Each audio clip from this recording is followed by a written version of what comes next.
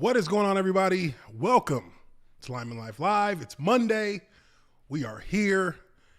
And, I was thinking about what to do today. There was a couple people who chimed in on Twitter, gave me a little bit of their thoughts on what we should talk about. And then as I'm, preparing, doing a little bit of research, I saw this pop up. Now, I know a lot of people probably saw at least the headline about this. I know I did. I saw a headline about it. I didn't really look into it because, it didn't really grab me immediately, but it was an awkward headline about a fake high school football team getting themselves on a nationally televised high school game with ESPN. And instantly, I thought to myself, oh, well, that's got to be like probably some, lower-ranked high school that said that they had D1 recruits, which I think that was part of the headline. And these guys actually got ESPN to bite the bait, and they got on national TV. That would be traditionally a very good thing for any school, for any high school that was looking to bolster its recruiting situation, being able to present their potential D1 players. And this was a game against a very well-known high school football team, IMG, Academy Football. This is usually what happens about one time a year. A couple times a year, you'll see ESPN play a high school football game. And generally, you see some top D1 prospects who are part of the game. So it's not like we haven't seen these kind of games play out before. It's not like this was the first time ESPN has done this. But this situation has quickly spiraled into something that is like utterly ridiculous, confusing, very convoluted, and yet also at the same time, it shows a level of ineptitude in many different places. This is not just a one-trick pony in regards to how this team, the Bishop Sycamore, was able to basically trick a national conglomerate of all things, a national conglomerate, into showing them on national TV. So there's going to be immediate questions that everyone is going to have about this, but I say, let's start from the beginning with this. Now, a couple things you need to know, and this is kind of crazy to me because I've seen a lot of guys that I'm good with on here that are posted about this. Urinating Tree actually, 5 Points videos. Everybody's kind of talking about this right now. But first thing you ask about this is how did this happen? How? So we have a tweet here from an individual by the name of Ryan. It says, imagine that. Bishop Sycamore didn't give the TV guys an accurate or complete roster. This is the roster we were given when they played Archbishop Hoban last week. Now, look at this. We've all seen football rosters before, have we not? This is what, 2, 4, 5, 6, 7, 8, 9, 10. Oh, okay, brothers. 11, 12, 13, 14, 15, 16, 17, 18, 19. No more brothers. 20, 21, 22, 23, 24, 25, 26 players. 26 players. That's just enough for a starting group on each side. And a kicker, a punter, a long snapper, and one person to sub for every position on the field. But this is obvious. If you're anyone who has any kind of actual, if you've ever seen a football game in your life, this is not enough people to really take a field with as a serious football team, much less a team that gets on national TV. So that was one thing there. But there's an article that we're going to go through here that is going to really allow us to take a deep dive into the situation and really get a look at how did this happen. And we'll try to assess this in some manner. Not sure how, but this story is number one trending right now on Twitter. And, it deserves a good look. Now, something else that you would never expect from a high school football team that's going to show up on a nationally televised game is that nationally televised game, or that team that will be on a nationally televised game, is going to have a GoFundMe account to raise money for the team. Now, Urinating Tree. Shout out Urinating Tree. Yinzer. Posted this. Says this was a GoFundMe to help fund the Bishop Sycamore, quote unquote, program. Earlier in the year, what elite school needs a effing GoFundMe? They had a goal set at $20,000. They made $140. This is the shit out of comedy skits.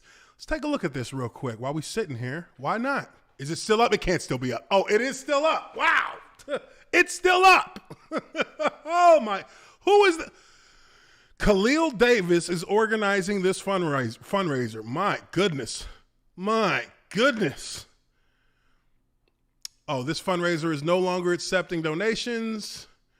I mean, they got $140. Where's the description? Look at these kids. I mean, this is weird. This is weird. So they have a GoFundMe up. And they tricked ESPN into getting them on national TV. Now, again, let's take another look at something else. ESPN's commentators were even confused, which, go figure. A lot of things at ESPN seem to be very confused right now, but this was something a little bit different. So let's listen to what they had to say real quick about this situation. Bishop Sycamore told us they had a number of Division I prospects on their roster. To be frank, a lot of that we could not verify. And they did not show up in our database. They did not show up in the databases of other recruiting services. So it's okay. If that's what you're telling us, fine. That's how we take it in. Look at the score. We're in the second quarter. 5 minutes in, 30-0. From what we've seen so far, this is not a fair fight, and there's got to be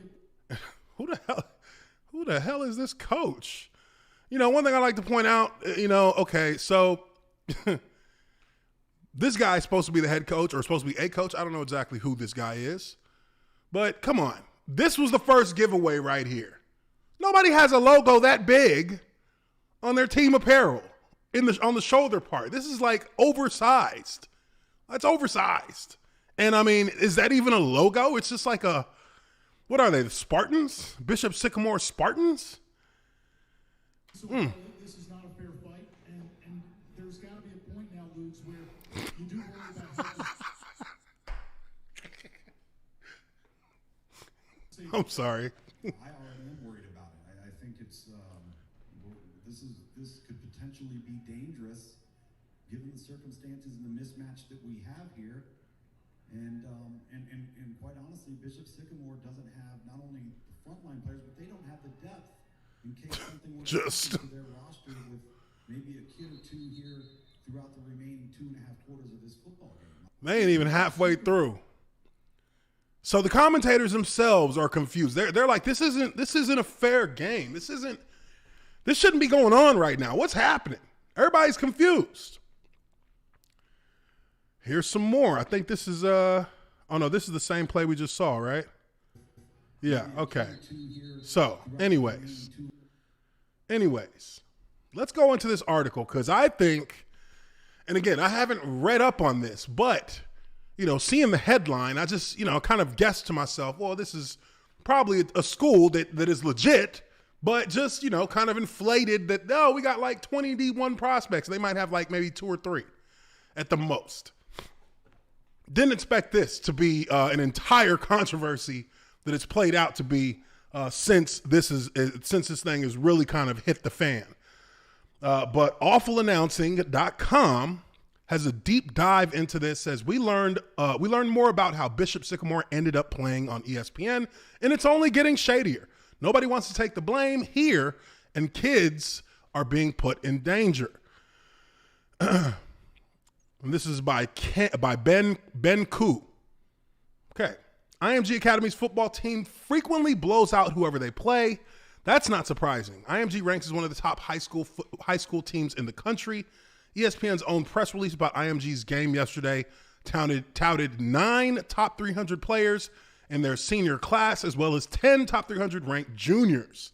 So out the gate, you already see that a top ranked team has around 20 top ranked players on their team. So they've got damn near every one of their starters ranked in the top 300. They're absolutely stacked, making them a draw for networks like ESPN, looking to capitalize on the fanatical levels of interest in the world of college football recruiting. Given all that, it's easy to see why IMG played in the finale of the Geico Kickoff Classic, a series of 7 high school football games across ESPN networks, featuring some of the country's best high school teams. You'd think IMG's opponent, Bishop Sycamore, would be of similar stature. That was very much not the case. IMG won 58-0, yes, but digging beyond the scoreline, we found things that are a lot more troubling than the talent disparity on the field. Bishop Sycamore is a team with very questionable origins and a ton of red flags. Worst of all, they had played a game on Friday night, raising obvious health and safety concerns. Now, I mean, I think that's pretty obvious. Even in the NFL, you play a game on Sunday and then have to go play again on Thursday. That is like stretching you to your limit. Like you are literally going into that Thursday night game and you have not recovered from the game before. Everything still hurts. Knees, ankles, shoulders, back, muscles sore.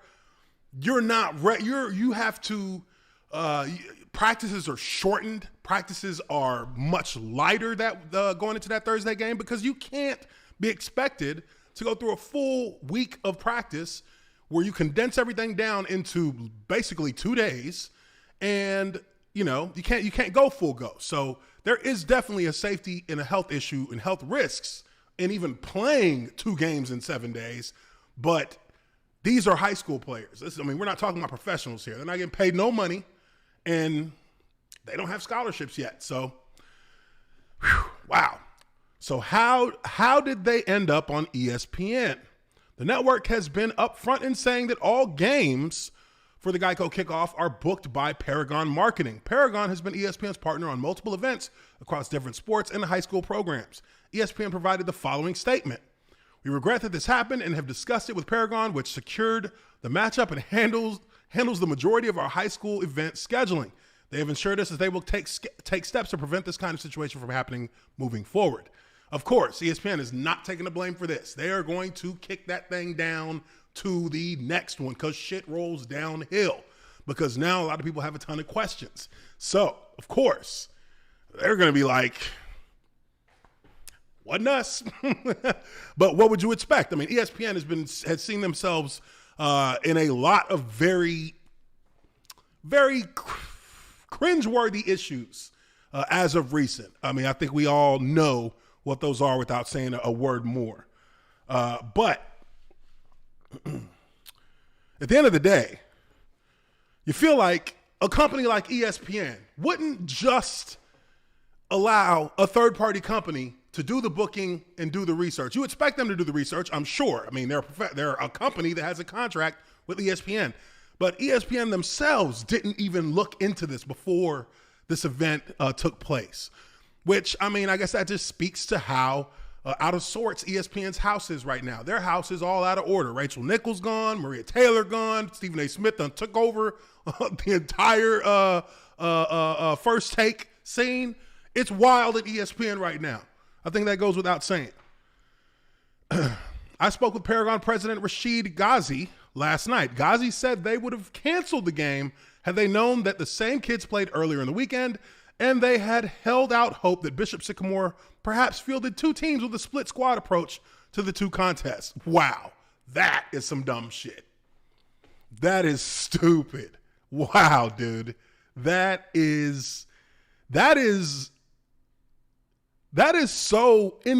incompetent thing to even like consider. So you're telling me you think that a high school football team has enough players to split their team into two teams and to field two different teams for nationally televised game? I mean, I guess it's not a total stretch of the imagination, but let's be real. No, that's an excuse you're giving us right now. That doesn't really fly. That doesn't really fly at all. That doesn't really fly at all. Okay. Unfortunately, that's not true. Both games are available online. Damn, so they did play two. Okay, here we go. Down here. Wow. Okay. This is going to, hey, buckle in, boys. Buckle in, because this is going to get wild. This is going to get wild. Buckle the fuck in. Woo! All right. Bishop Sycamore had the same starting quarterback both games and frequently had players with the same numbers in the same alignments in both games. Coach Roy Johnson admitted as much this afternoon in an interview. Oh my God, they interviewed the coach? Are you crazy? You allowed that? Oh, they got it out of there. My God.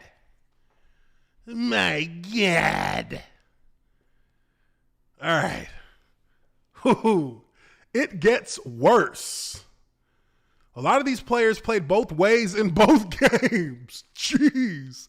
Meaning these kids had one day of rest after playing offense and defense before doing it all over again against maybe the most talented team in the country. That's unconscionable, of course, but it gets even worse. How?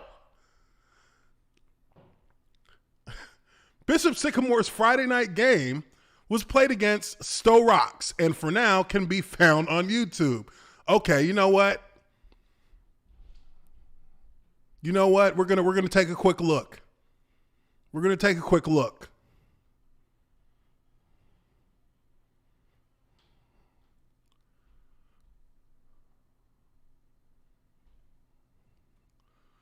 Where are the comments? You know the comments are gonna be wild. What is going on here? Load it up.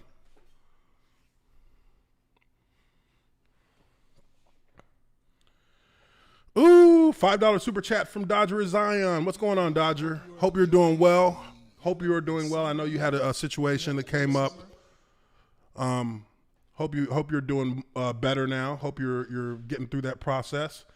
But $5, she says, hit me up after your show. Good to see you still going. This fake school is bananas. Yeah, absolutely. And I will hit you up after this. Okay. Let's take a look at these boys. So this is Roxamore Sports, Stowe Rocks versus Bishop Sycamore. I just want to see like one play. These kids are anxious and itching to get back to football. They're very excited about it. Yeah, and these kids probably have been working all summer long trying to get ready. Is this HD? Oh, about to say. A great showcase here. Look at this. I mean, this isn't them. This is the other team. Let's see if let me get to it. All right, let's take a look right here. All right, so they're both wearing black? What is going on here?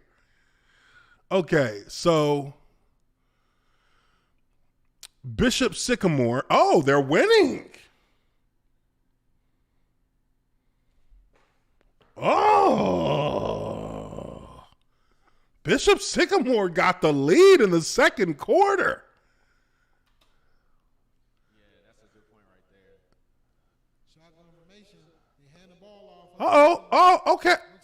Okay.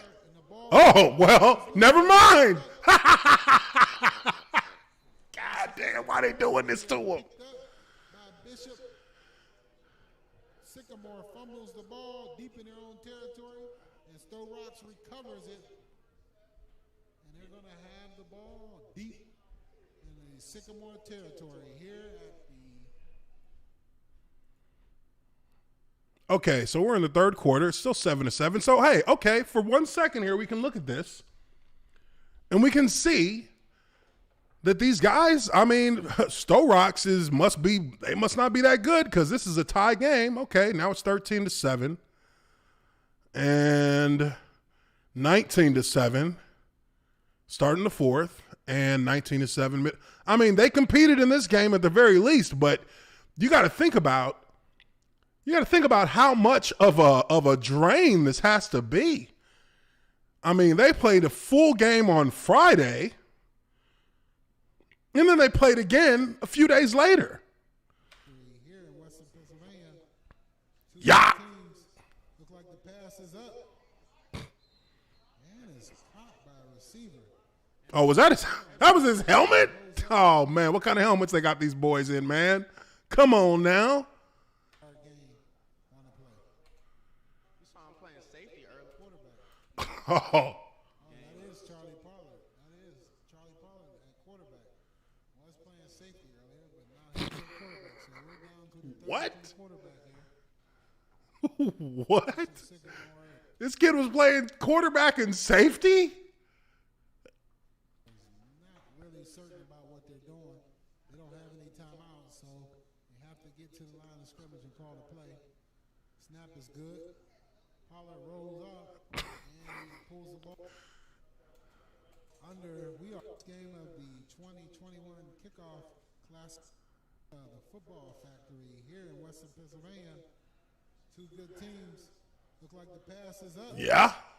That was his helmet. Oh, my God. Look like the pass is I thought that was the ball for a second. caught by a receiver.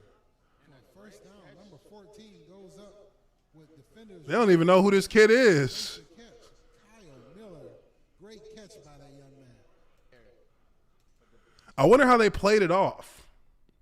I really wonder how they played it off. I mean, they had to have literally, these commentators had to have literally just like tried to just fake it till they make it, because the roster that they had for this game only had like 22 players on it. Or no, 26 players on it. And every player, well, most players were playing both ways. This is insane. How are they allowed to play in this, first off? Now, I can't even get mad at these kids. I can't get mad at them at all, because real talk, they competed. They scored a touchdown. They had the lead early. They're clearly not a well-coached team. They're clearly not a team that has legitimate coaches at all, or at least none that we know of yet. But the simple fact that they came out and played hard, 19-7 is not, that's nothing to say, oh, we got blown the hell out. They had to have competed in some degree. Let's see if they can get it in the end zone. Let's move forward a little bit here. Oh, no, looks like they already gave the ball. Looks like they already gave it up. Let's go back a little bit. Wide open with Pollard is back, and he has a wide open. Oh, no, he didn't. Come on, baby.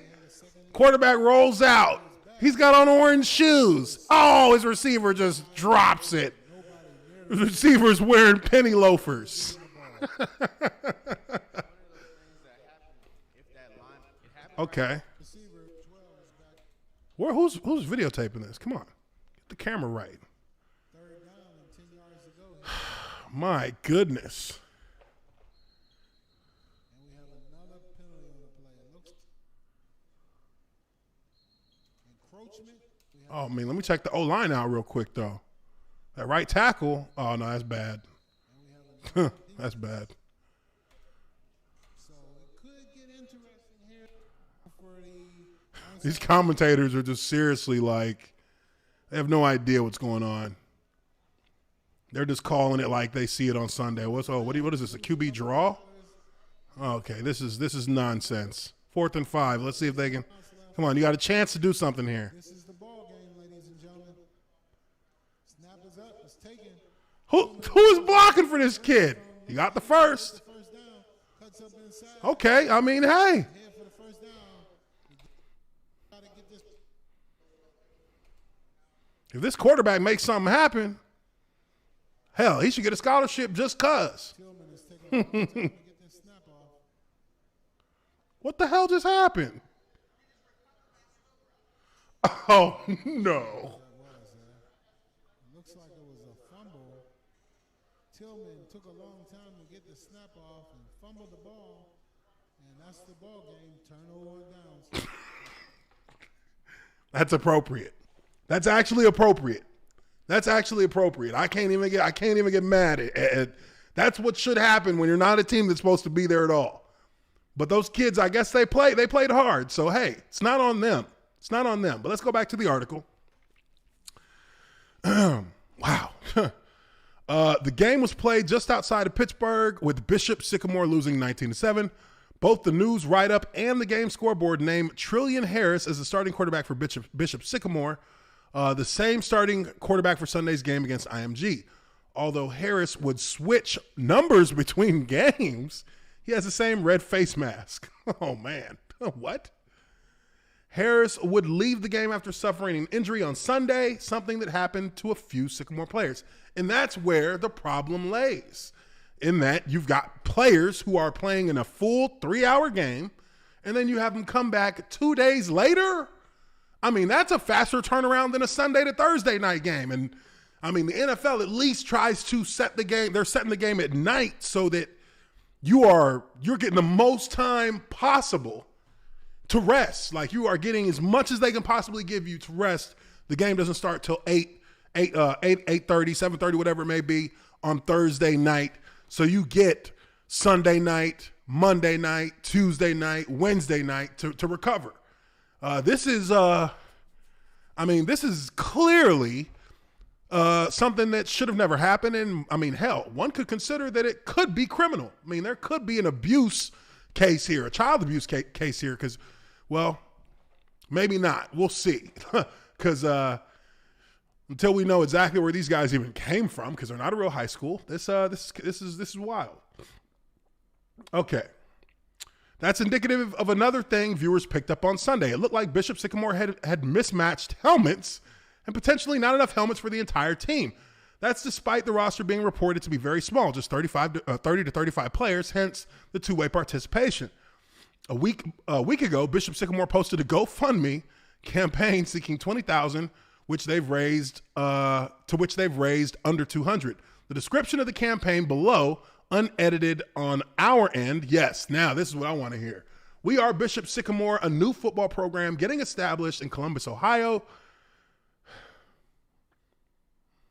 That doesn't even make sense. We play a national schedule, which is ranked 4th in the nation.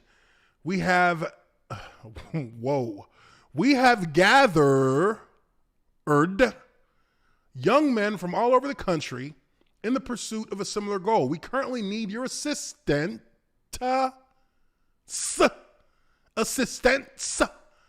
with helping these young men achieve their goals and inspire other young men to do the same. It takes a community to raise a child. Please be that community and help these young men.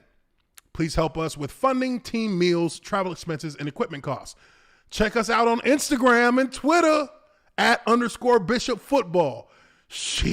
I'm tempted. I'm tempted. Ooh, okay. There's obviously a lot of shadiness here, but one thing is true. Bishop Sycamore does indeed have the 4th toughest schedule, according to Max Preps. How the fuck did that happen? How did that happen? They have multiple games scheduled for now. Yeah, that's gonna change quickly against various national powerhouse programs. Who? How? How?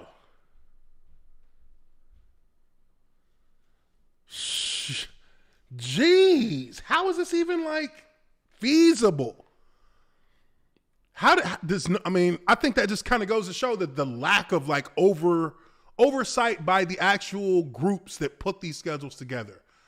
Are they just picking names out of a hat and putting them on a schedule? Are they speaking to these teams? Are they getting like rosters sent to them? Are they getting proof that they're being recruited? Proof that these players have actual have an actual status within a high school anywhere? Where's the proof for all of these teams that bring in these players? Because for all we know, if this team, with as shoddy a job as they did in trying to scam themselves into this tournament, into this kickoff classic, if this team can do it, what about other teams or other groups that have enough resources to actually like literally put together a team of JUCO players, nice uniforms, fully equipped, with good coaches, with talent, and they're not a real high school, and they just go and just start drumming every one of these national powerhouses? How do we know it hasn't already happened? How do we know there aren't players who haven't gotten scholarships off this kind of thing already? Guys who literally faked their way into a college scholarship. It's funny because I actually have a story about that. And someone that I know who actually did that in baseball. They actually got a scholarship to a division, I think a Division II baseball team from Japan to the U.S. and had never played baseball before and got a scholarship. That's a story for another day, though. That's a story for another day. But Friday's game also seemed to suggest Bishop Sycamore might not have any away white jersey. Both teams played in black, which obviously makes it hard on spectators and even the players themselves to tell teams apart. Below is an illicit YouTube upload of the IMG game. That's been pulled. Comparing both games, you can find usually more than a handful of Bishop Sycamore players at the same position lined up with the same number on any given play. This is a picture from the game. I clicked on it, but I don't know. Okay, that's the picture. Okay.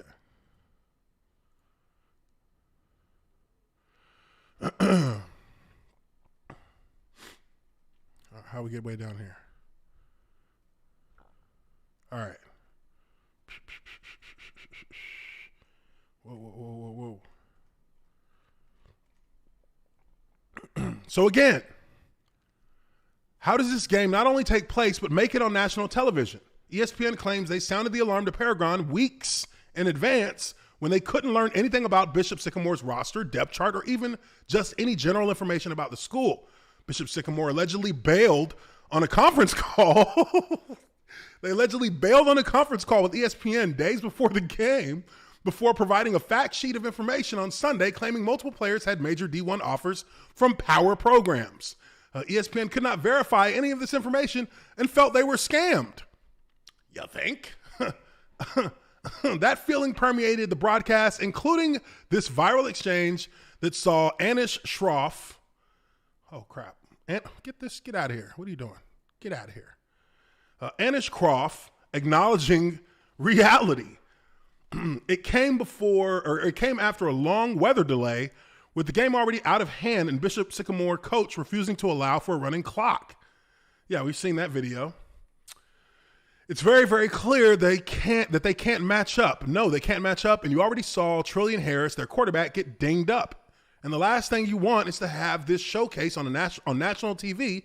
The point to finish here is you look at IMG, and this is the most talented prep team in the country. Bishop Sycamore told us they had a number of D1 prospects on their roster. And to be frank, a lot of that we cannot verify. Then they did not show up in our database. They did not show up in the database for other recruiting services. So, okay, that's what you're telling us, fine, but that's how we take it in.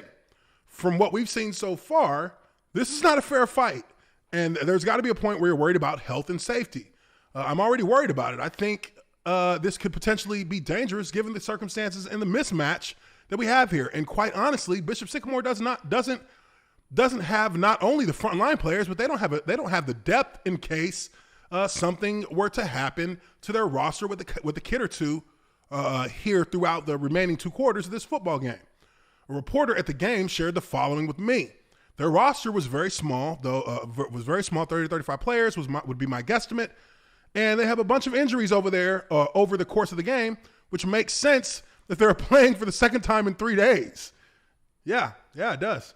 Schroff and Tom Luginbill, how do you say that, called the game remotely, and to their endless credit, were very critical.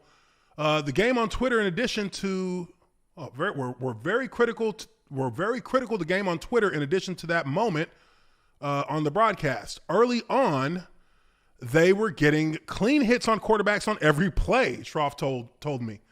There was clearly a player safety issue. Now, let's see. We have a tweet here from Anna Schroff. Says, sorry, they had no business being in that game today. None. I feel bad for the kids. Players' health and safety was at risk today. I was uncomfortable for anyone who watched. And this is Prep Gridiron Logistic. Says, all of the top high school football programs in Ohio were given the opportunity to play IMG today. Bishop Sycamore was the only one to step up. So what does that mean? Everybody else knew what they was getting their ass into. That's clearly what that means. Stop defending the state of Ohio and start giving kudos to @Bishop football for their courage. See, now this is the garbage that you don't want to have to hear from a company like this, Prep Gridiron. This is garbage. You don't clearly give a damn about these kids, with there being the fact out there that they played 2 days before this in a 3-hour game that really kind of came down to the last quarter. And you're going to say, stop defending the state of Ohio and start giving kudos. This isn't even a real team. You're an idiot. This did not age well, and it's only a day old. For their courage, so brave, so courageous, so brave. Oh, that's some bitch shit right there. Prep Gridiron Logistic. We got more tweets here. Let me go through them. It says Park Branton. He says someone let Tom Luginbill interview Bishop Sycamore's coach after the game to find out what went wrong here and to identify the D1 recruits. No kidding. Total scam, says Tom. And there has to be, that's the story that I need to hear something about, is let's hear about this scam, because there's clearly some tomfoolery going on here right now. Some real tomfoolery. Let's see. You said this could be dangerous. A couple of snaps later, Bishop Sycamore's best athlete goes down. The coach doesn't approve a running clock. Sad. He needs to answer. I think that's absolutely true. This coach, that's bad. Okay, so let me take a look at you guys in the chat before we move on to this next part, so I can see how you guys are kind of taking this stuff in. See. Crazy. How does this happen? I know, man. This shit is wild. This isn't a real high school. They aren't high school kids. Oh, these are 20-year-old. Oh, man, getting beat by high school kids. Oh, no. Is that what it is? They're adults, though. Oh, no. Oh, semi-pro. Oh, no. There's, hey, Nasser, yeah, absolutely, Nasser. I want to see a 30 for 30 on this in the next 12 months. They got to have a 30 for 30 on this. They need to have the coach. They need to have the quarterback that got hurt. I want to see a full-blown 30 for 30 on this shit, because this is ridiculous. Woo! All right, let's keep going. That takes us through the broadcast. But the big question, should Paragon, ESPN, and IMG have known better? There's going to be litigation about this. I am 100% certain there will be litigation about this in the near future, because ESPN, Paragon, and the coach of Bishop Sycamore are going to be, they very much should be brought to account for this, because a lack of due diligence in all the way through the pipeline on this allowed for this to happen. When you got that roster that only had 26 players on it, that should have been a red flag. When ESPN was on a live Zoom with these guys a few days before the event and they bailed on them, that should have been a red flag. When Paragon could not find any statistics in any recruiting databases about Bishop Sycamore, that should have been a red flag. You ignored all of that and allowed this team to play in 2 games. 2. In 2 days. Child endangerment. Whoa, wait. What am I saying? These are 20-year-olds. These are 20-year-olds. So, actually, still, you can flip that around and say child endangerment. I mean, because they're 20-year-olds playing against high school students. And they got their asses kicked. Wow, this doesn't make it. This is crazy. This is wild. This is absolutely wild. All right, here we go. Let's keep going. Okay. Yeah. Bishop Sycamore went 0-6 last year by a cumulative scoring margin of 227 to 42. What? So they played last year too? That includes a 56-6 loss to IMG. Oh, so this is the second time. What? Apparently, that wasn't enough to put IMG off playing them again. IMG was like, shit, hey guys, we're going to get us another little warm up. And we're going to start with the second group. First group, sit down. We're going to you guys are good today. We're going to come with the second group and we're going to just blow these guys out the water again. While most parties involved seem to be distancing themselves from this fiasco, a Twitter account for Prep Gridiron Logistics has been extremely active on Twitter defending the game. Yeah, we got to go take a look at these cats now, because now I don't want to hear this shit. We're going to take a look at them. We're going to take a look in a second. There have also been a few message board accounts using very similar language and reasoning in an effort to prop up the legitimacy of Bishop Sycamore as a school and a football program. This must be the coach. It's got to be the coach. It's got to be the coach, right? It's got to be. I brought these teams together at the request of Paragon and ESPN.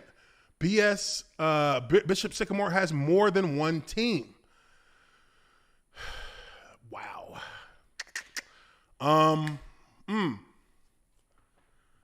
Okay, the Prep Gridiron Logistics website states the following: member programs seeking 2021 games. Ooh, Duncanville. That's Duncanville used to be a really good high school program when I was in high school. These cats were kicking ass. They got a 4A state championship when I was in 10-5A, but their school was in 10-4A. And they got state championship way back then. So that's cool to see that familiar name pop up. So we see all these schools here. PGL recently announced a relationship with Flow Sports that will see many of these teams play each other throughout the season, with those games streaming on Flow Sports. Who are these companies? Like, what? The quote at the end of that release cites Joe Mamoni, managing member of Prep Gridiron Logistics. Paragon offered the following when asked about their role in the Bishop Sycamore IMG game. The two schools verbally agreed to play each other in May. PGL recommended Bishop Sycamore, but was not involved in contracting or organizing the game. Sometimes PGL may schedule a matchup that we pick up for TV. They're usually in the business of helping teams find national matchups, not actually organizing the games. So they were just a middleman who just made the connection, made a phone call, made a three-way call, put them together, then they figure out the details. But, I mean, something about this PGL is not really adding up to me. Paragon also stated they've never worked with Bishop Sycamore in the past, nor do they have plans to in the future. When asked if they were aware of accusations made towards the program of the coach's history at other schools, Paragon said they were not. Here we have a tweet. This Bishop Sycamore story is absolutely wild, man. Putting a bunch of overmatched high school kids in danger of serious injury against far superior athletes for what? $1? Who would do that?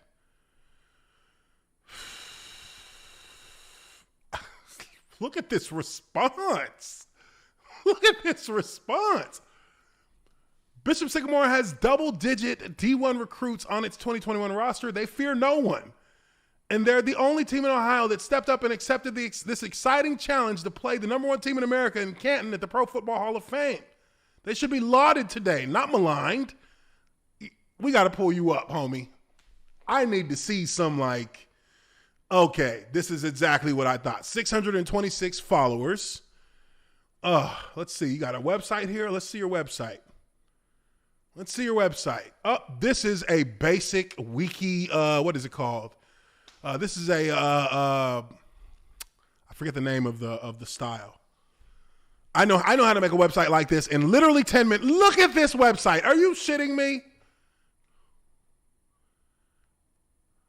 Should I call him? F in the chat if I should call him.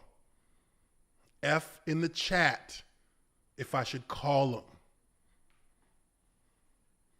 They got 5 minutes. 5 minutes until they close.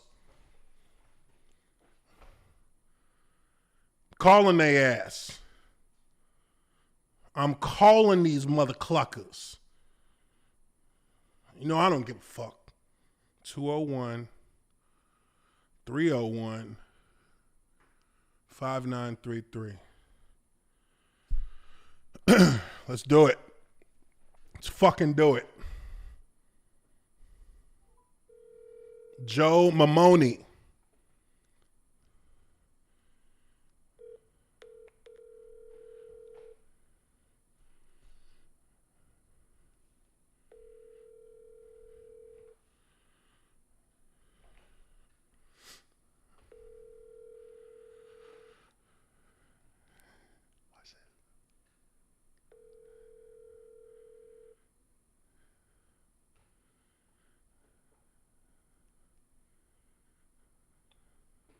You have reached the voicemail of Joe Mamo. Unfortunately, I'm not available to take the call at this time. Just leave a short message and I'll get back to you as soon as I can. Thanks so much. Hey, Joe, this is Dexter Charles calling from Dallas, Texas. Wanted to give you a call. Needed to talk a little bit about situation that you guys have with Prep Gridiron Logistics. Would love to actually get a moment of your time. May have a team that I want to see if I can get scheduled for a matchup this year. So please give me a call back on this cell phone number, and I'll speak with you soon, buddy. I'm going to call him again.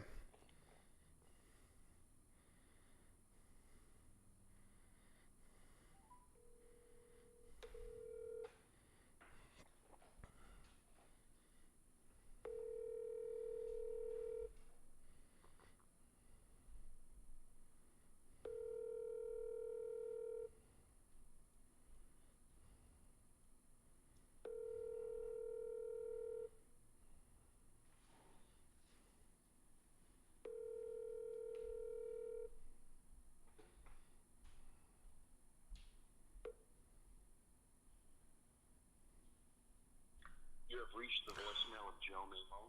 Unfortunately, I'm not available to take the call at this time. Just leave a short message and I'll get back to you as soon as I can. Thanks so much. All right, so he's clearly not answering that. But, I mean, look, this company, Prep Gridiron Logistics, they're clearly a scam. This is a scam of, the third degree. I mean, high school football is a booming business from traditional hotbeds, Texas, California, Florida, Ohio, blah, blah, blah, blah. This is all literally a scam.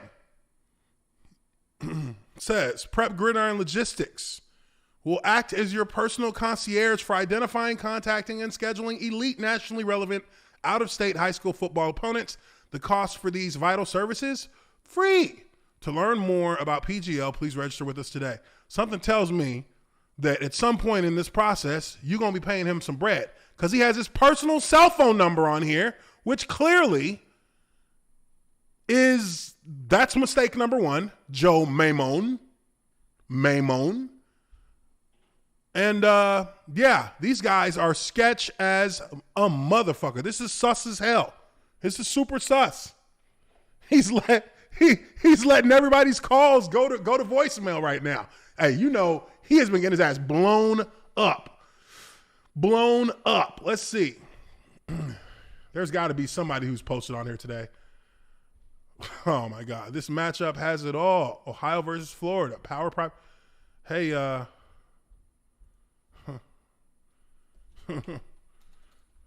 that was you who set up Bishop Sycamore. You sure you're not scamming?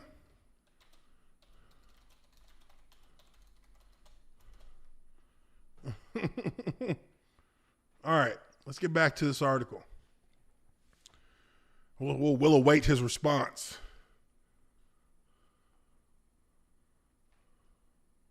All right, this dude, and look, the ridiculousness of his response. That to me just that sounds like somebody who's just a greasy, sus little bastard. You know what I mean? $9 super chat, Road Rager. What's up, man? $9 super chat. He says, Dexter Charles. Thanks for making my night, Uche. Yeah, man. Hey, look, I'm telling you, man, this is ridiculous. This is crazy. But, you know, like, this is a situation where, you know, high school football is a big money, big business, you know, in the U.S. Low key, it's a big business. Cats make a lot of money on this shit. And this is one of those ways that people make a lot of money, is being third-party kind of middlemen to connect schools to have out-of-state matchups. Now, again, you look at this guy's Twitter account. He's got 600 followers. His website is a piece of shit. Anybody who did any due diligence whatsoever would have had questions the moment they clicked on this website, because this does not look like the website of a legitimate high school logistics and competition gathering company. It's just not. There would be information about players, information about teams, databases with recruiting rankings and things like that. All these things should be on here. There's none of it. He's literally got a damn. I wish I remember the name of that kind of website. He literally has a half-baked website on here that does not really represent anything in way of a legitimate business. And then you look at the Twitter account, 626 followers. Who the hell are they? High School Football America. Whoa. High School Football America. That's a legit group. Bosco Football. Okay, all these are groups that are, I mean, are we being serious right now? Look at this. They've actually got some legitimate, I mean, I don't think there's any verified, but there's legitimate high school and maybe potentially, you know, some level of semi-pro or whatever, high school football Twitter accounts that follow this guy. Huh. Unbelievable. Issues of Bishop Sycamore go back to prior to the 2020 season. In 2019, multiple games were canceled for either not providing a roster to organizers. Boom. There you go. You don't provide legitimate information, legitimate data. Teams aren't going to want to, they're going to be like, no, we're not going to do it. Not booking hotel accommodations, or opponents discovering the team was using players who were older than the high school players. Here we go. Another Twitter. Bishop Sycamore's game against Mainland, Florida in 2019 was canceled because Sycamore didn't supply a roster to the Freedom Bowl and didn't make hotel reservations in the 30-day window because they had no money, because they weren't a real team, because they weren't from a real high school. A couple weeks later, Bishop Sycamore, youth blind, was scheduled to play against Youth Build. Bishop Sycamore Youth Build was scheduled to play against Point Pleasant in West Virginia, but Point Pleasant canceled the game after they allegedly found multiple players on Sycamore who were over the age of 18. Huh. Interesting. Interesting. Let's take a look at this. Point Pleasant football coach David Darst. According to, let's see here. However, after recent weeks of research, ESPN, weeks of research, and upon obtaining a team roster on Monday morning, Price said he was able to determine that Youth Build reportedly had at least a handful of players who were born in the year 2000 that had also exhausted their high school eligibility. In learning of this information, Price terminated the contract with Youth Build, which means the Big Blacks will be on their third bye in 5 weeks of the regular season gridiron action. They haven't met the obligations of the contract. And doing research, they have kids that are either fifth year or 19-year-old kids on their roster and team. By our state rules, we cannot participate in a game that has a fifth year or 19-year-old kids on their roster and team. This is information that we didn't find out until this morning. I had a hard time getting the roster from the school, which finally showed up on Monday morning. I called several times last week for the roster, but it didn't show up until today. I mean, these are just all the telltale signs of a situation that literally should not be allowed to continue to move forward. Yet somehow these guys ended up on national television. Let's keep going. This has been a lot so far. Yes, it has. It somehow gets worse. Holy shit. We've discussed how and why this game came into fruition. That's bad enough. But in the course of reporting the game, we learned a lot about Bishop Sycamore itself. Bishop Sycamore's existence as an actual school has been called into question many times over. If it does, it's a new online charter school at most. The school is not recognized by the Ohio School Athletic Association, and their physical location, practice facilities, and roster eligibility could not be verified. So, with all of these things sitting out there, ESPN and their third-party company that they use, Paragon, they could not in any way figure any of this stuff out and say, wait a second, they don't even have we can't even verify that they have an actual physical address. What are we doing? How are we going to let these guys play? Many people have pointed out that Bishop Sycamore plays a lot of postgraduate players. Some have actually played in JUCO games and are a few years older than most high school athletes. In their games to date, the team has been shorthanded while also providing little to no information about its roster to broadcast partners, as seen here with no numbers or depth chart. Yeah, this is what I showed you guys earlier. This is the roster. No numbers, no depth chart, no pictures, come on, man. This is like what you did this during your lunch break and you emailed it over. This is not a roster. This is literally an Excel sheet with names on it. I mean, let's be real. Football Scoop did some digging into the program and found more questions than answers. Vanishingly little on Sycamore's founding exists on the internet. What appears to be the school's website, oh my God, go to it. bishopsycamore.org.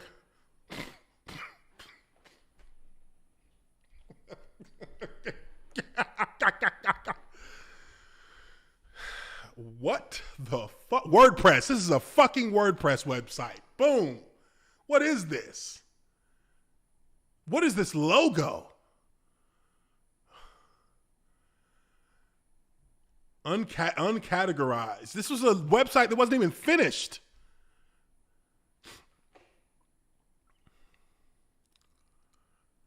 Bishop Sycamore High School.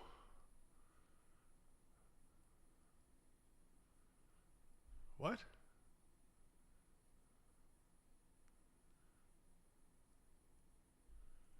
Huh.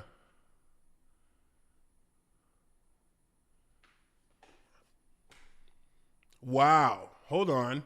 This is what your huddle highlight video should include on the first 10 plays. I don't care how long it is, but make sure all the plays are worthy to be there. This is your recruiting card, so it should show your best plays only.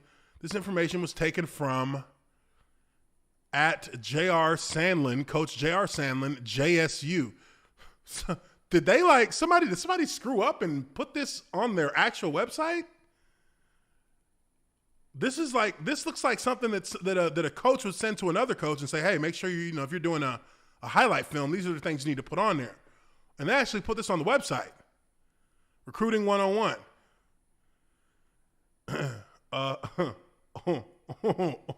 Okay, let's go through this.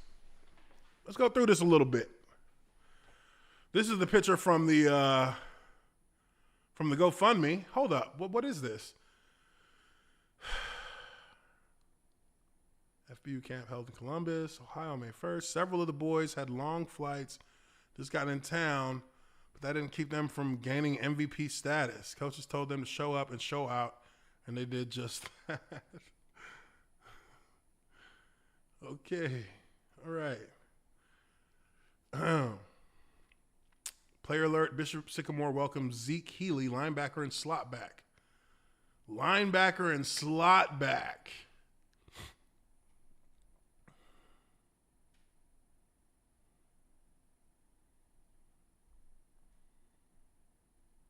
Zeke Healy is a class of 2022 first team All-Ohio, an OCC Player of the Year, linebacker, 5'11", 205. Zeke looks to play a big role in success of this year's Bishop Sycamore football team. Okay, let's Google Zeke Healy.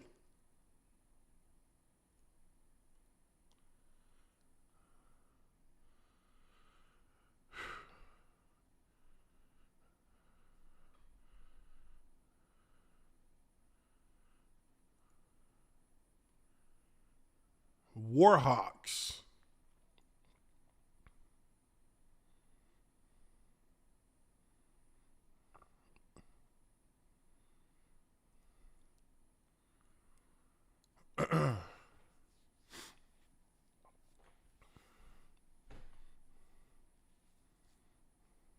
Who are the Warhawks? Is that a high school?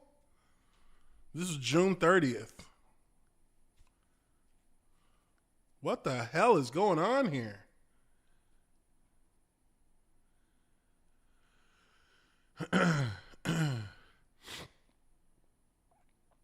Okay, so this kid, I don't see anything about Bishop Sycamore.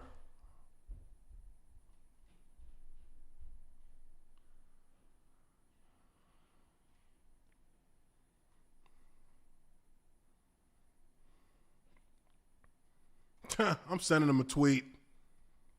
Oh, he's calling me. He's calling me. He's calling me. Here we go. What did I say my name was? What did I say my name was? Shit. Dexter Charles. Okay. Hello? Dexter. Hello, is this Joe? Hell yeah, Dexter. How you doing, buddy? Doing good, man. How you doing? Good. I just saw you called a few times. I was on the phone with another client. What's up? How can I help you, man? Well, look, man, I'm trying to get some information about this, about what you guys do I'm in Texas, right? So I'm in Dallas, Texas. We were the promoter for the Matter Day Duncanville game. Duncanville, that's right. I got a good friend over there at Duncanville. Dontre Fleming. Dontre Fleming was a good friend of mine. He's out of Duncanville.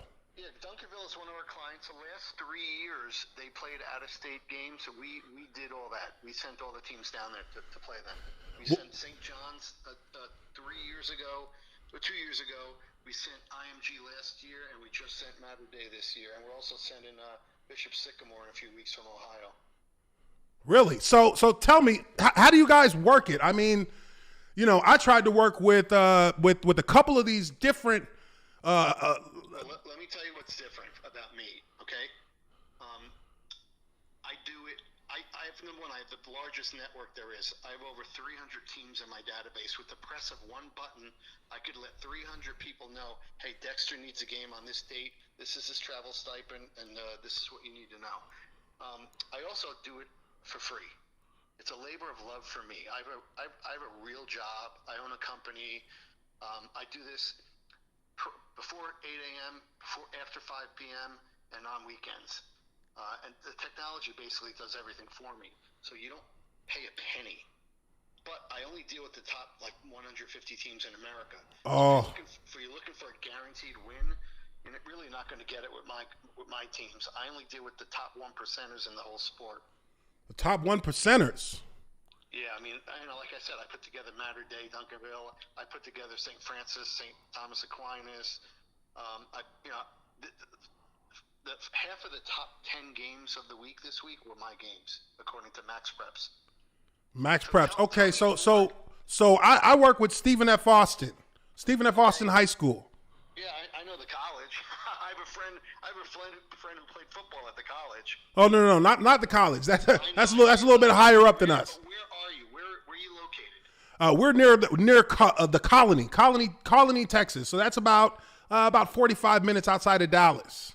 Okay, so if I have a team that's coming down there to play you, they would fly into Dallas Airport, that DFW. Yeah, of course. Either DFW or maybe Love Field. I think Love. Excuse me. What class is the school? We are 9-5A, so we're not the biggest schools out there, but you're 5A, so you're like Highland Park. yes. All right, good. Okay, I went to one of their games last year. Okay, so you're like Highland Park. All right, that's cool. I have a lot of teams that want to play in Texas and experience Friday Night Lights, so I could definitely hook you up for. Are you looking for this season or next? Well, I mean, I want to get a little bit of info on your process so that I can take it to. My process is you tell me, Joe, we're interested in hosting an out-of-state team either this year or next year. I send that out to my entire database, and then I tell you who gets back to me, and then those are your options. One by one, we review them one at a time. I may say, you know what, you really don't want to play them. They're really good. They're top 20 in America. Or we may say, you know what, this is a great team. You guys are evenly matched up. I think it would be an awesome game.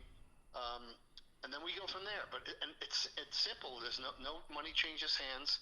Totally free. Nobody, there's no fees involved. I do this as a labor of love. I mean, no fees involved. There's no fees involved. I do it as a labor of love. I'm trying to grow the game of high school football. That's why I do this. Trying to grow the game of high school football. I get that. I respect that. But what I'm trying to get at here is where is the benefit for you to be involved with this if you're not able to actually grow some kind of income from it? I have great pride in setting up out-of-state games, interstate matchups. I love when New York comes down and plays Texas. I love when Texas flies to Georgia and plays. That's what I live for. So it's pride and proud. I'm proud and prideful about what I do. There's no money involved. So would I be wrong to assume that you get that your reputation grows a little bit from this? It has to. Well, yeah, people like dealing with me because I'm easy to deal with. I offer the best teams possible, and there's no fees involved. So what's your team like? Well, who do you have on your team? Like, how do you guys organize? It's me. Just you. It's a one-person operation. Just you by yourself. I have an office in my house. Really? Yeah. Mm-hmm. Wow. I don't do this for a living. It's a labor of love, like I said, a hobby, if you will. I have a real job. I do really well. I own a company. So this, like I said, I do this before 9, after 5, and on weekends. And it's been going on for 6 years. And I started with 2 clients, and now I have over 200.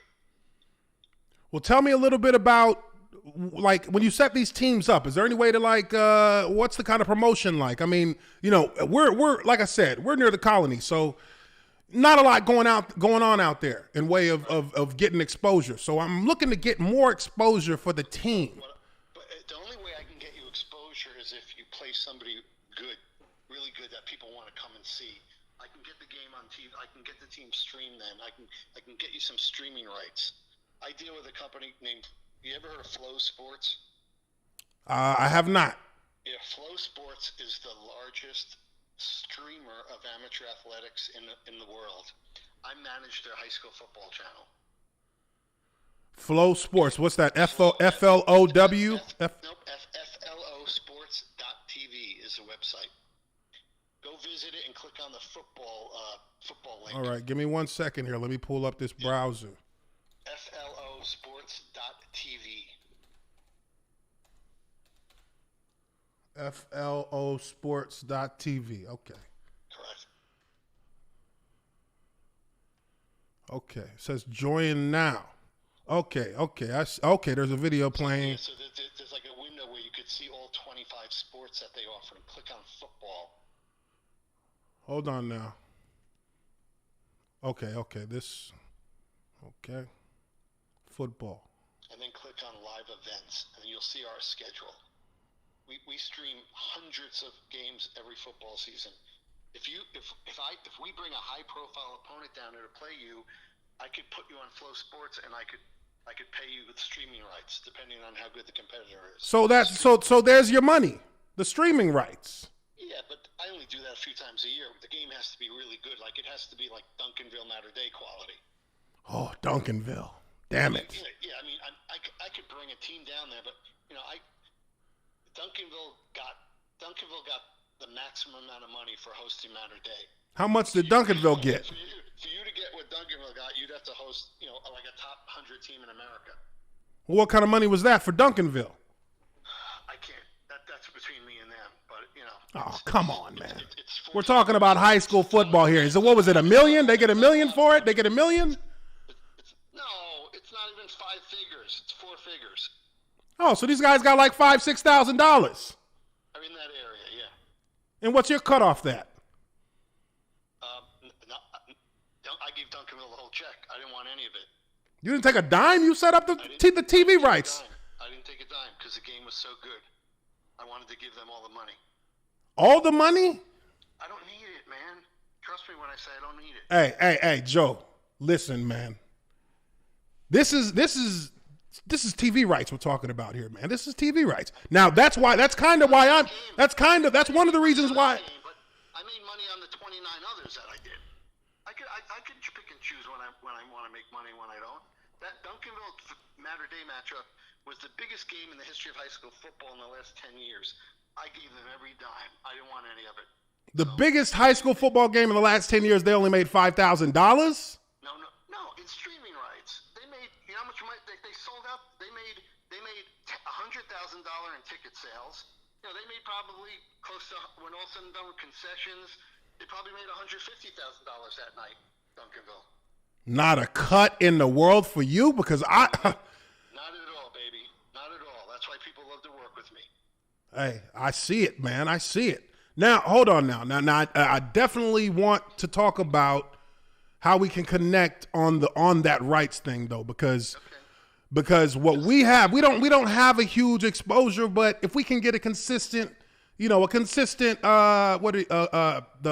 live show, if we can get the live shows on there consistently, that's where that's where I personally am looking to try and get a little bit of money out of it. Yeah, but you got to remember, bud. You got to remember there's rules with the UIL.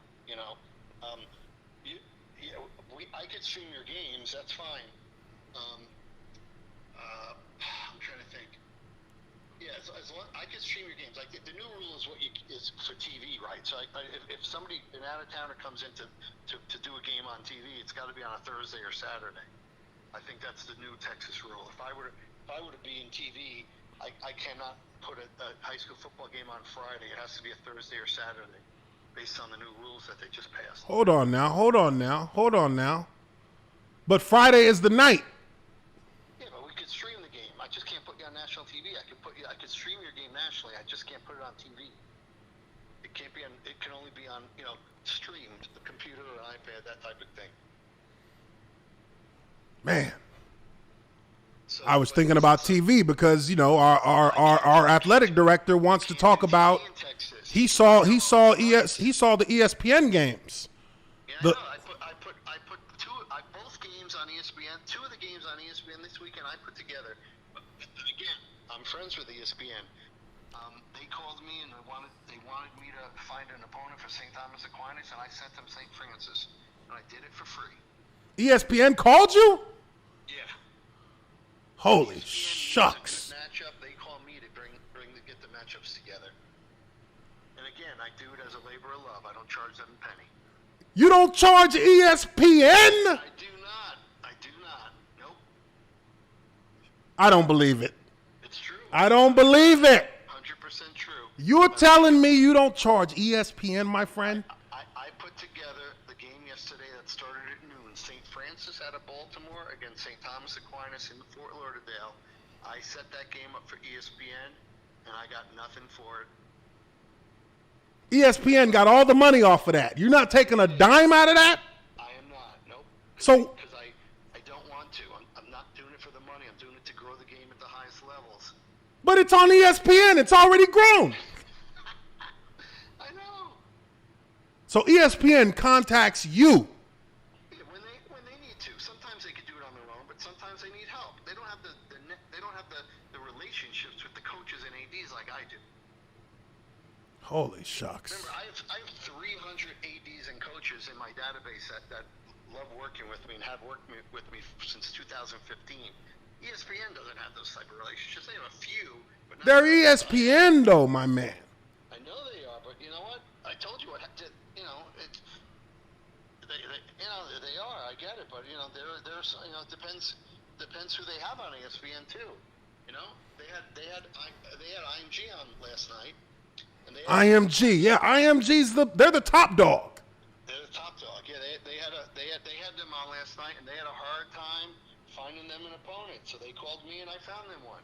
So IMG, man, they got like 30 guys on their team that are D1 top guys. They actually have 3 football teams. Yeah. They have 3 football They have teams. 3 varsity football teams. Mm-hmm. So which one played? The national one played last night. And ESPN called you because they couldn't. ESPN called you because they couldn't find anybody to play him. Yes, because IMG is the most feared team in all of high school football. Nobody wants to play them because they beat everybody by 50 points. My man. Holy cripes! If you can get us on ESPN, my man. Did you have any star players? 4 or 5 star players? Oh man. Patrick Robinson's probably our best player, running back, about 5'11", 205. Yeah. I'd say a solid 4.5, 4.4. But he's more of a Derrick Henry type just from looking at him. Yeah. But you know, he doesn't have anybody to check him out. He doesn't have our games aren't this is Texas football. Yeah. I know what you're saying, but in order to get, I can put you on the internet. I can't put you on TV. I just don't do that. I'm the internet guy. I can get you. Now hold on, man. You can do anything. You got ESPN calling you. I know, but that's because they want the top teams in America. They wouldn't be interested. No disrespect, but they wouldn't be interested in a Stephen F. Austin unless you were playing, a really, really brand name team from another state.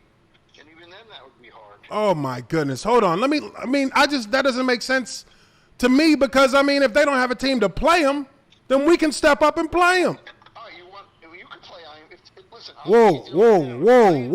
Whoa. I didn't say IMG. I didn't say IMG, buddy. What I'm saying is ESPN only calls me mostly when it's IMG involved because nobody wants to play that. They could. Okay, hold on. Now, listen. Between you and me, Yeah. we'll take on IMG if we can get a little bit more on the side. Yep. Because Yeah, I don't know. we need the funding, man. We need the funding. And I'm looking at these teams. We just don't get the same recruiting offers as a Grand Prairie does, Right. Yep. I hear you. So do me a favor. This is how we start everything. You go. Have you been on my website? I have not. Let me get the website. I got referred to you. Let me see here. Where's Duncan? Okay. Yes. Now what's your website? Go to the website. It's called Prep. Oh, Gridiron. hold on. Let me write this down, buddy. All right, it's 3 words. Okay. Prep. Okay. Gridiron. Okay. Logistics.com. Prep Gridiron Logistics.com. Yep, go to it, and there's a form where you could register with the site. Register with the site, and then I'll add you to my database. Whenever I send out a scheduling alert, you'll start seeing them all, and you could jump on an opportunity if you like it. Ah, man, we just need one big game. One game to get a couple of our guys out there. I know. I could help you ESPN gives you the call. When is the next? When is their next? When's their next scheduling to show high school games? I know they had the kickoff classic. I know on Flow every week. I go through November on Flow, but that's digital. You want TV? ESPN's high school football schedule. I think this was it this weekend because they start up with college next week. Oh, who all played this weekend? I didn't catch all the games. I just saw. They had about 6 games this weekend, all over the country. Who? They had a couple of Georgia games. They had the IMG game. They had a. I saw the Ohio. They had the what is it? Kickoff Classic in Ohio. Is that what it was? No, well, they had a game in Florida yesterday at noon. It was St. Francis at St. Thomas Aquinas.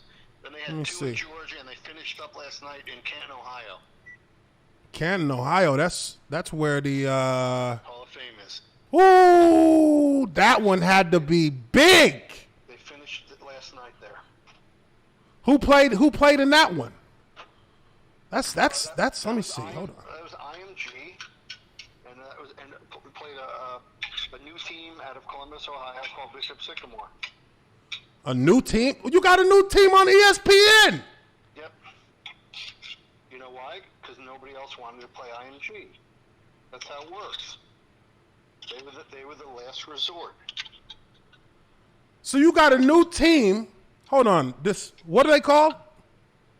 Bishop Sycamore. Is there any? Hold on. Let me see.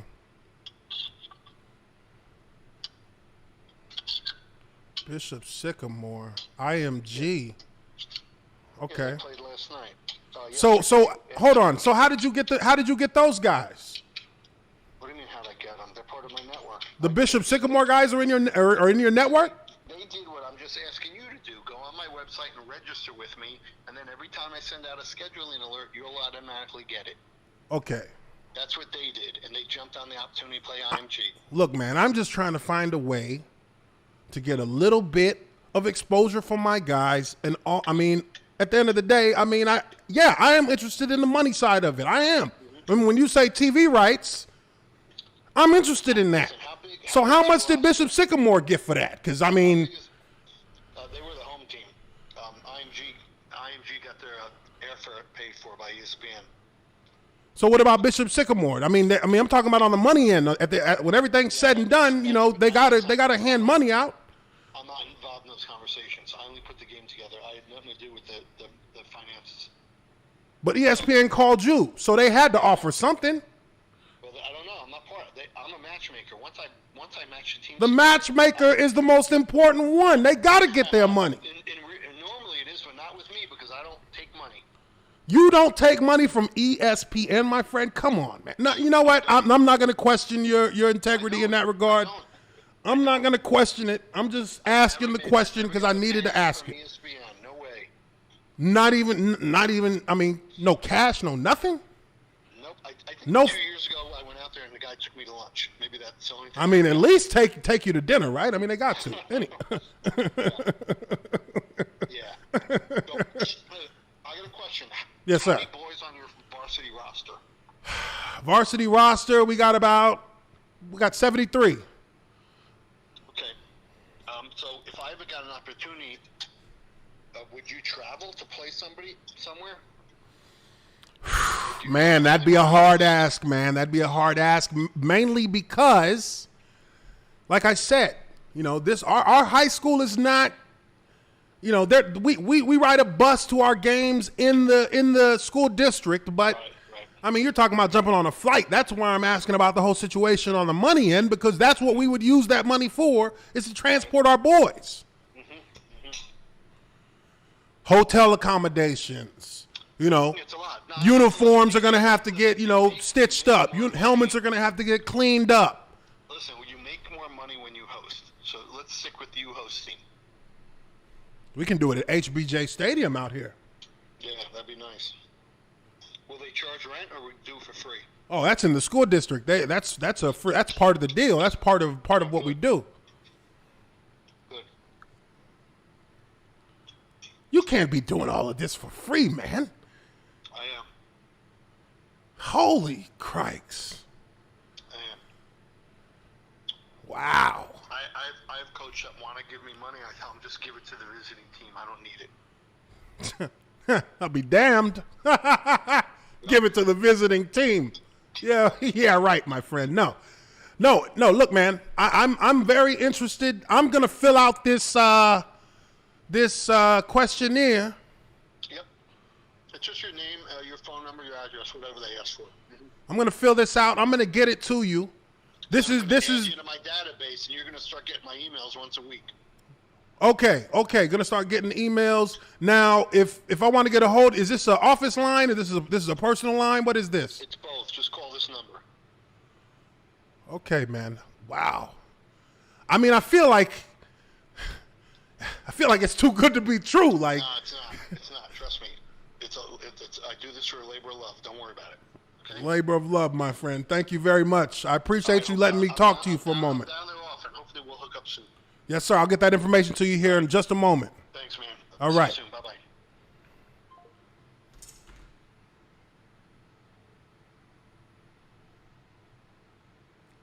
ESPN calls me.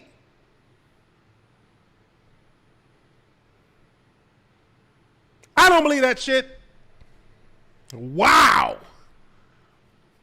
So there you have it. That explains why this guy was defending this situation the way he was.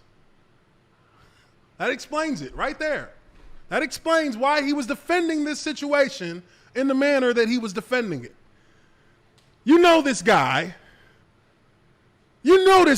literally gets paid under the table by somebody.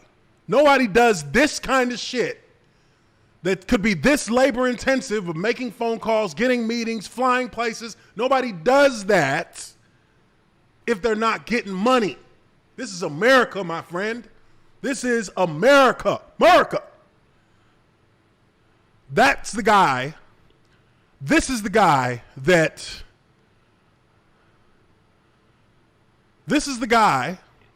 people need to be looking at right now. Because he's the one that put together the Bishop Sycamore matchup.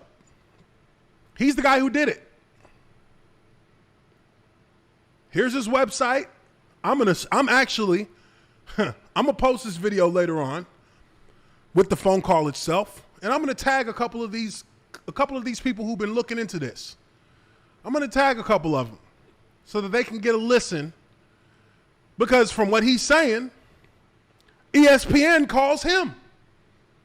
ESPN calls him. If anybody thinks that ESPN, or if anybody actually has ESPN as a direct connection in a situation like this, then ESPN is going to be paying your ass. Point blank period. Now, ESPN says they go through Paragon. So who is really telling the truth? Who is really telling the truth? I don't know. Looks like a fucking scam to me. Here he is. Okay, so PGL and Flow Sports. Let's see.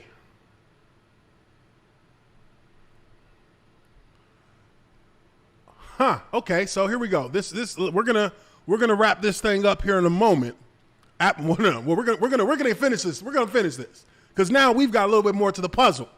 And I tried to push him a little bit on the money situation because I ain't buying for a second that if what you're saying is true and ESPN calls you, you're lying if you're telling me that they're not paying you money. Because how else could it work? Labor of love, my motherfucking ass, dude. You're lying. I don't believe you. Paragon offered the following when asked about their role with in the Bishop Sycamore IMG game. The two schools verbally agreed to play each other in May. PGL recommended Bishop Sycamore but was not involved in contracting or organizing the game. Sometimes PGL may schedule a matchup that we pick up for TV. They are usually in the business of helping teams find national matchups, not actually organizing the games. Yeah, he's middlemaning it. Paragon also stated that they've never worked with Bishop Sycamore in the past, nor do they have plans to do so in the future. When asked if they were aware of accusations made toward the program of the coach's history at other school, Paragon said they were not. This dude said, okay, I've probably gone through a lot of this. Yeah, we've gone through that. Okay. Now, let's get into this Bishop Sycamore team itself. Okay, we went through that. Many people have pointed out that Bishop Sycamore plays a lot of postgraduate players. Some of them actually play in JUCO. We've seen that. Okay, I'm finding my way back into it here. Okay, Football Scoop did some digging into the program and found more questions than answers. We went through some of that. The only hard proof I could find of the school's existence outside of a football team is this Massillon, Ohio independent article from last September, where even in the most favorable light, this online-only prep school exists somewhere in between Finlay Prep and Prime Prep on the spectrum of alternative sports-focused high schools.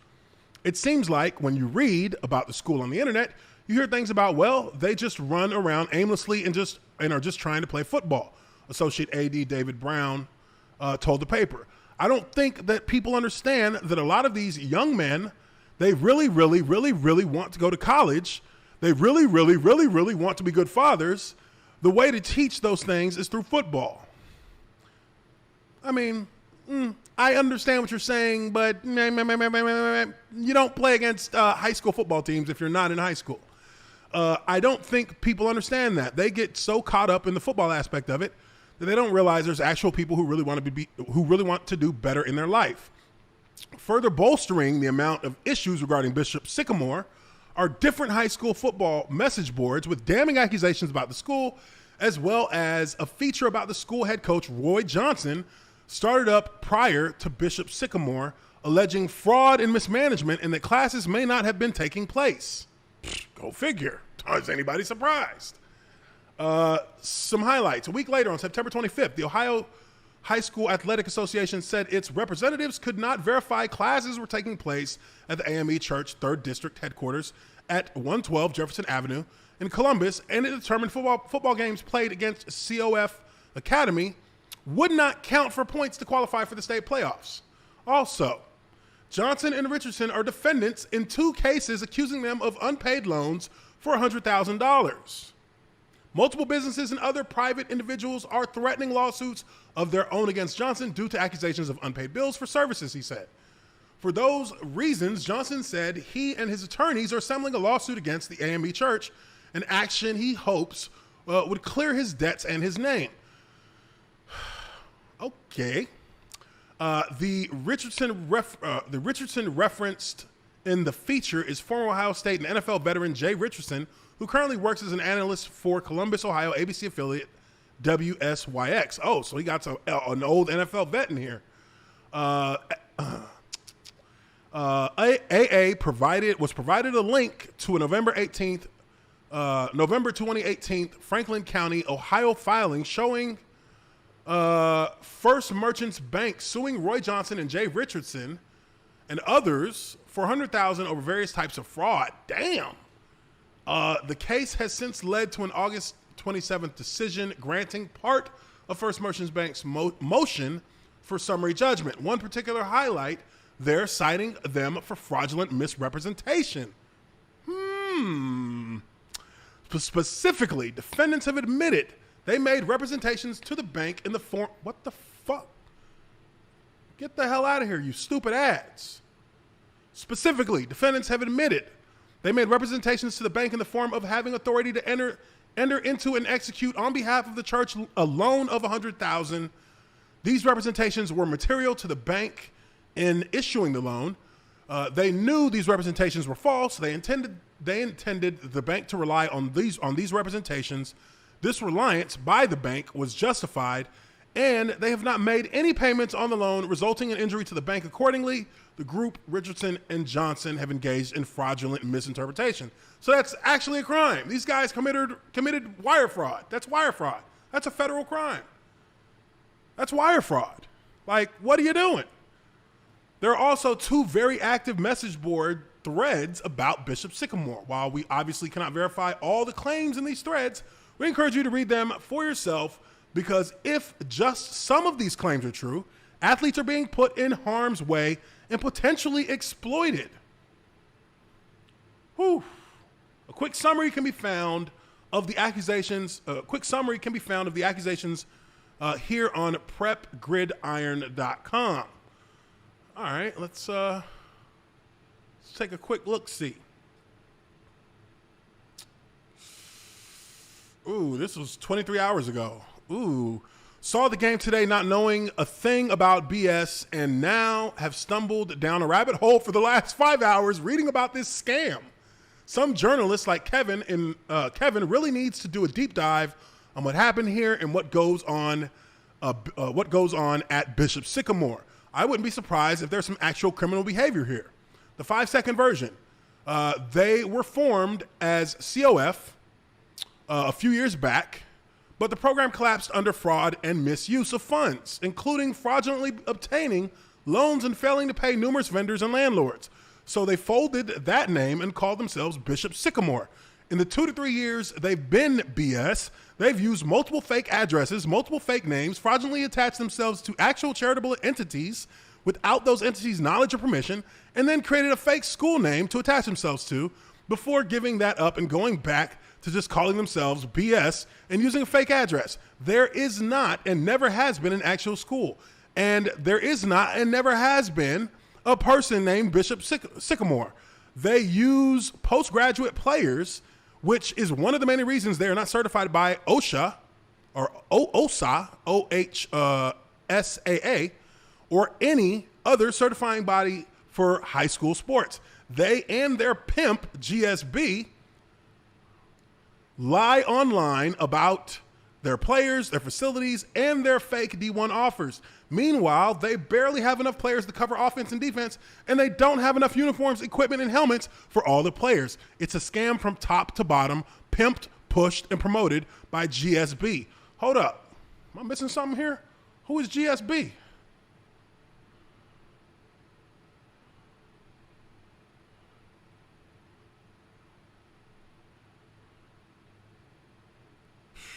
Oh my God, this goes deeper? Oh shit. Okay, Yappy.com. On Yappy.com, there's a 45-page thread where the accusations become increasingly alarming. Again, we cannot verify all of these claims, but given surface evidence, it seems worth sharing because this story is just nuts. Whew. All right, here we go. Woo, let's see what the hell is going on here. Give me a link.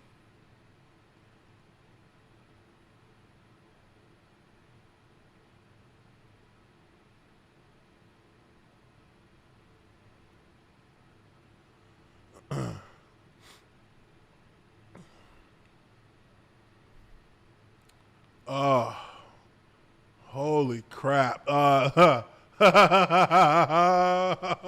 It makes sense to me now that this guy would literally try to make it sound as if he's doing this out of a labor of love, because what is actually happening here is criminal, and him connecting Bishop Sycamore to IMG is criminal because they're fraudulent, and he knows that something's going on under the surface with that, because it took him a long time to actually admit or actually talk about Bishop Sycamore, which is why I kept asking him about what teams have you connected?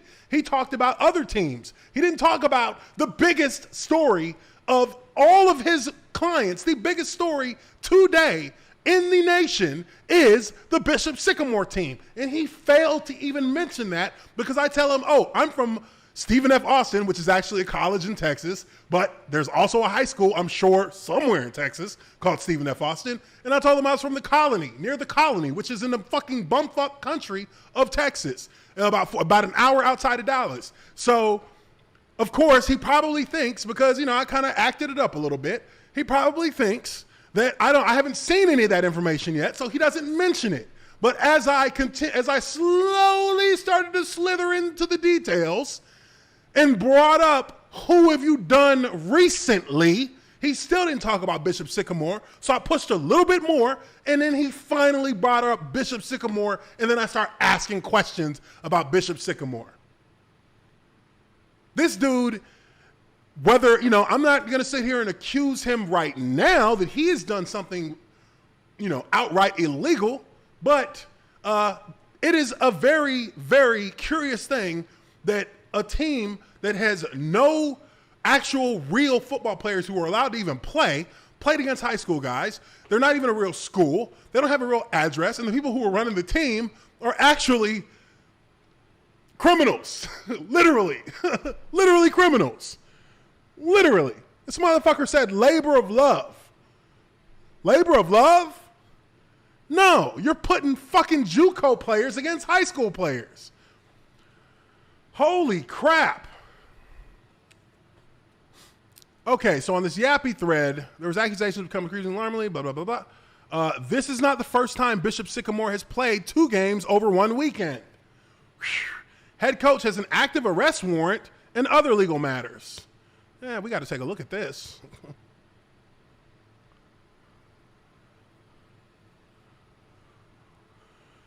Holy shit.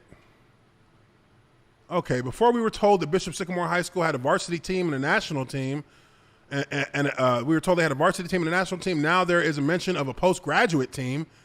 Is that a third team or another team, another name or description of one of the previously mentioned teams? National equals PG. So it is the varsity team, not the national team, that will play Holborn tomorrow, correct? Will Holborn battle a BS tomorrow night? One way or another. This is all from last week. Let me see here. Let's go to the latest page, because that's what I'm thinking will have most of the information regarding what's really going on here. Oh, look whose name pops up at the very fucking start. Joe Mamone, my man. Joe Mamone has to have some serious stakes in this team to keep defending them the way he is. My guess is he put money up to back them, and he's doing everything in his power to try and recoup some of it. His reputation is completely trashed now. Dude hasn't been doing a good job of being a first-round pick for Team Feds in the inevitable football game to be played in the Southern District of Ohio court, has he? Shit. Oh, man. So they're talking about our man Joe here. Not sure if it was already posted, but the BS coaches are currently on the line with this guy on Twitter. You have to click his profile photo. Should be surrounded by purple. Oh, crap. Come on, baby. Come on, baby.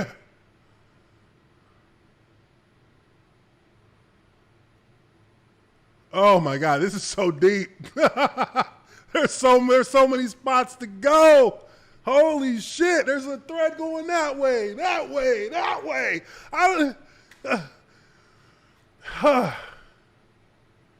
Let's see. Okay. Coaches said they would beat up on lower division teams in Ohio. Okay, so this guy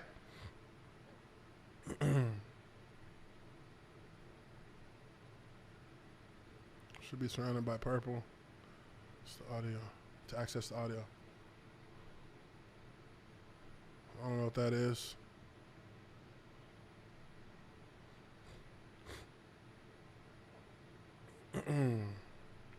What the hell is going on? Here we go. Ooh. Oh, they were on Spaces. Ooh, 6 hours ago. This is so shady. The students live with the coach. The student he interviewed was asked about schooling, and he literally didn't have a direct answer. He asked, what grade are you in? And the student replied, 23? Ha ha! What?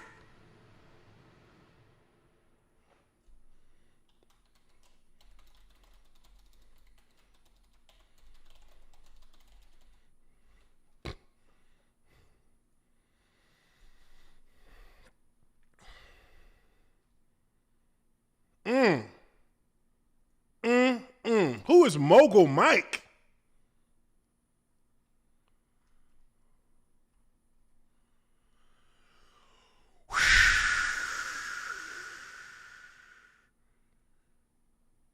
Covering sports in the Midwest.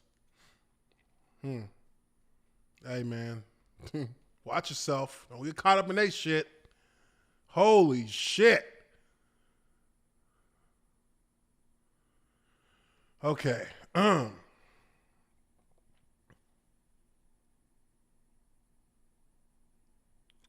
man. This is like mind-numbingly like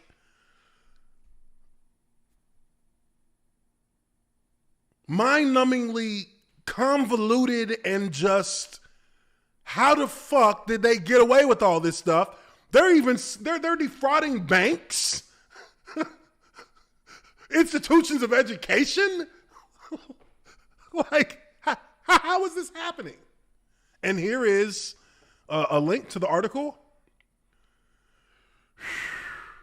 We've been doing the Lord's work unappreciated for years. It's our 15 minutes of fame, fellas. You damn right. Y'all are the ones now I'm digging through y'all shit. Look at this. I gotta log in. They got a picture of it of them number one, Bishop Sycamore. Okay, y'all, yeah, bask in y'all's glory, because now we all digging deep right now. Woo!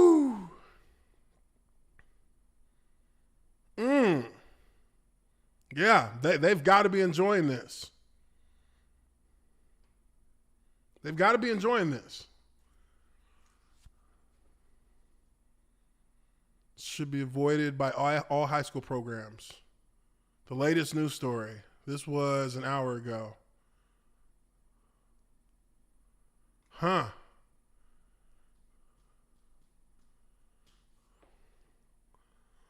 And while I'm at it, here's a list of all the jock sniffers and hanger-ons that pimp this school online. There's our guy. There's old Joe Mamone. Joe Mamone. What do you know? It's Joe Mamone. Labor of love, baby. Labor of love.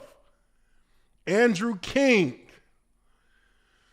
Prep Red Zone, Darren Jr. Recruiting Source, QB Hit List, NUC Sports, Lemming Scouting, Elite Football Network, Buckeye Scoop, Compete 24, High School Football America, which these are legit. These are legit, like, recruiting sources. Wow.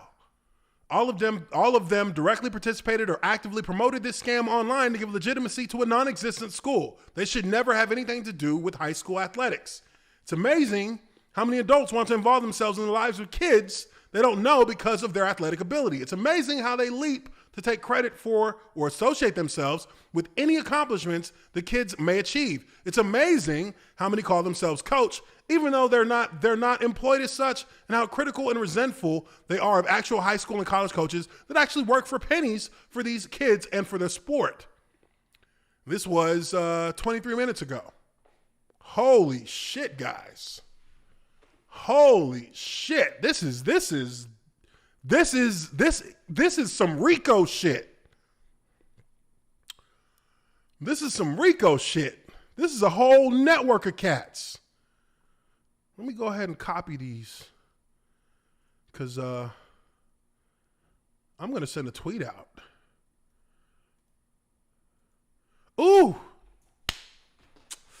Ooh, what y'all think I should do? You know, because I'm a little conflicted right now, and you know what? let's get through this article. Because let me see what's left in here. The team has significant uniform and transportation issue. Reputation for schools long been in question. Players were evicted from their housing, leading to their personal credit being affected.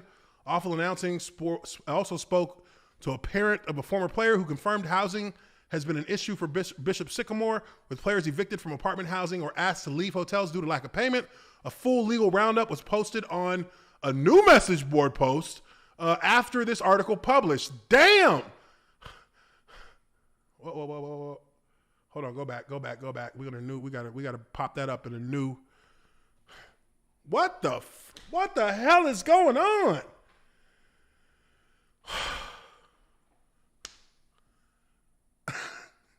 I mean, I've heard of scams that go deep, but this scam right here, this shit is crazy. Okay, so this is the end of the article, I think. I think this is it. Yeah, we're at the end of the article now. Holy crap.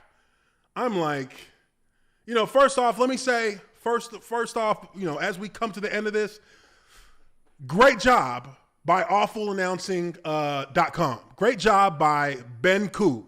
Great job. Very thorough. He went down all the rabbit holes, and the guy is literally putting stuff out here. He's exposing this on a full blast. Full blast. So kudos to him. Credit to him for this article. Absolutely great job. Absolutely. Now, let's take a look at this. Since the media finally noticed this story, a full 3 years too late, here's a little trail of public records to follow. From 2018, Heartland Bank versus Richard Allen Group, Roy Johnson and Jay Richardson. Those are the cats. Roy Johnson is the coach, and Jay Richardson is the former NFL player who was partnered with him. 90,000. 1118, First Merchants Bank. 105,000. That's 200,000 fraud. Bank fraud defaulted on both loans.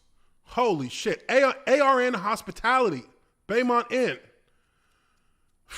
Roy Johnson, Christians of Faith Academy. 110,000. Holy shit. These coaches and players stayed at the Baymont Inn in Delaware for about 6 weeks during the 2018 season, then absconded without paying. 2019, Tailwind Griff LLC versus Roy Johnson. And versus Andre Peterson. The team stayed at the Griff Apartments during the 2019 season without paying. There's an additional 22 other eviction cases against the players themselves. Rent was probably about $35,000 per month for all 24 apartments. Holy shit. How did they do this? The feds have not even looked at none of this. There's so many. 2020, Delaware County versus Roy Johnson. Oh, okay. This is your personal now, cuz. Domestic violence, assault, disorderly conduct. Most coaches get fired for this. Not at Bishop Sycamore. Clearly not. 2020, Commons on Kinnear versus ISC Foundation case, or ISC Foundation. 16 cases total. Evictions following the 2020 football season went by the name ISE Foundation that year. Rent was probably about $25,000 per month for all 16 apartments. Holy shit.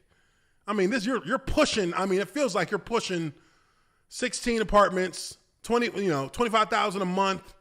That's about probably $125,000 for the season. If you're looking at, maybe $150,000 for the season. So $150,000, and then you got another one that's at $35,000. So you're looking at what? Like another 24 apartments, 35 a month. That's like another close to 200,000 there. I mean, these cats have defrauded for damn near $750,000.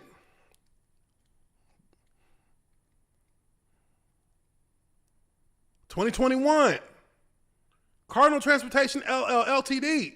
versus the same, versus Andre Peterson. The Roy Johnson. Charter Bus Company. Amount owed unknown.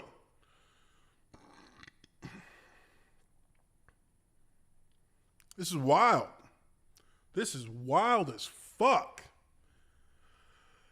Listen, this is gross. It's just gross. ESPN is passing the buck, so is Paragon. Nobody wants to own this, but young players were put in danger, and not for the first time. Opposing school ADs are complicit. IMG hasn't said a thing. Everyone seems to know what's going on here, and nobody cares. It's disgusting. Hopefully the money was worth it. And I think that's where you're seeing clearly, when you look at this, you're seeing clearly that the higher up you go into this, the further distance these conglomerates want to be from it, because, you know, true enough, at the end of the day, maybe they didn't put these teams together, but they didn't do their fucking due diligence to make sure that everything was on the up and up. And you expect ESPN, maybe we don't, but you should expect ESPN to do that. You should expect Paragon to do that. And then you have the snakes like Joe Mamone and all of the, and this list of degenerate programs, recruiting sources that literally sat here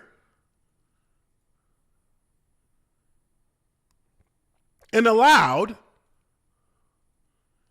for this non-existent scam team to operate, because that's money for them. There's no way in the world anybody will do this for a team that doesn't exist, or a team that doesn't check the boxes at the very least, without getting some bread and you getting it in cash.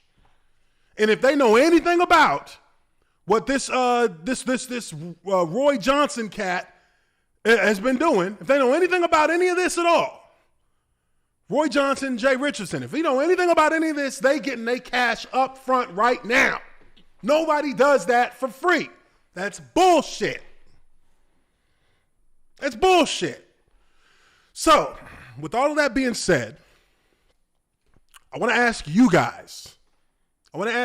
Because we have to make a move here. I got to make a move here. Because this guy said a couple things on the phone that clearly, if you think about what he said on the phone, he is hiding something, for one. And for two, claiming, as he did, that ESPN calls him. Well, now ESPN is going to have to respond to that. I mean, shit, we've done a little bit of digging, just reading into some of these things that have been going on. And it's clear and it's evident that all ESPN had to do was ask like one question, and they would have known that this shit was some bullshit. Paragon, same thing. All they had to do was ask a question, and they would have known this shit is some bullshit, or this is definitely not legit enough for us to put this on national TV. And the first thing they say at the end of the day is, "Ooh, we're sorry that this happened." You got postgraduate players playing against high school players. If they were better coached, they might have. Hell, if I was coaching them, they would have ran IMG off the motherfucking field. I promise you. Give me 6 months to coach them. But the money trail is what needs to be examined at this point. Because, look, if I give this guy the benefit of the doubt and say, yeah, ESPN did call you, well, ESPN is not going to set this up for free. And you know they're not. Why would you do that? Who would pass up that opportunity to get to get money off ESPN? 4 figures? Yeah, fucking right. Not if you're playing the top 100 schools in the nation. Not 4 figures. 5, maybe 6. Sounds more about online for me. So, what What? How should I frame this? Because I'm about to send a tweet out with these, with the names of these recruiting sources, but also I'm going to tag ESPN and I'm going to tag Paragon, and I'm going to let them know, if you would like to hear what Joe Mamone said about you guys giving him a call to set these games up, hit my DMs.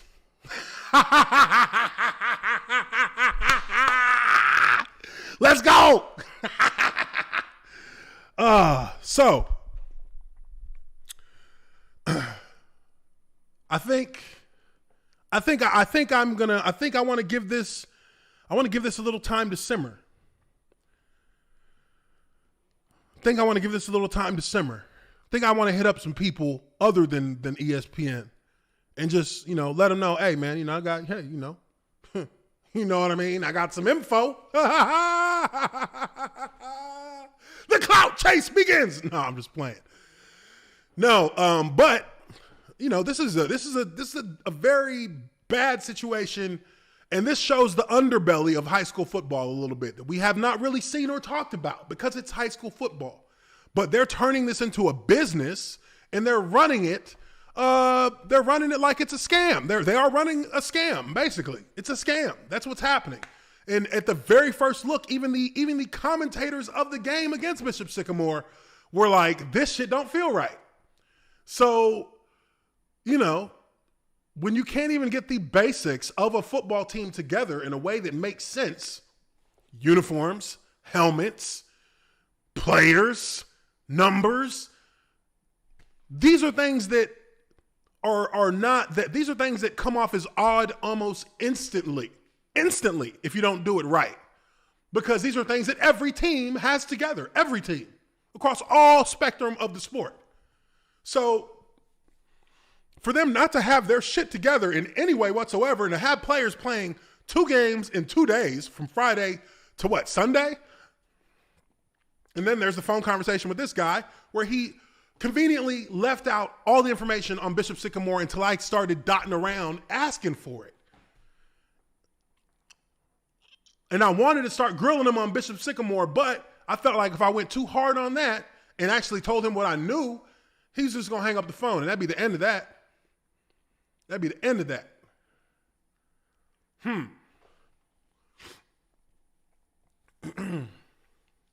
What do you guys think?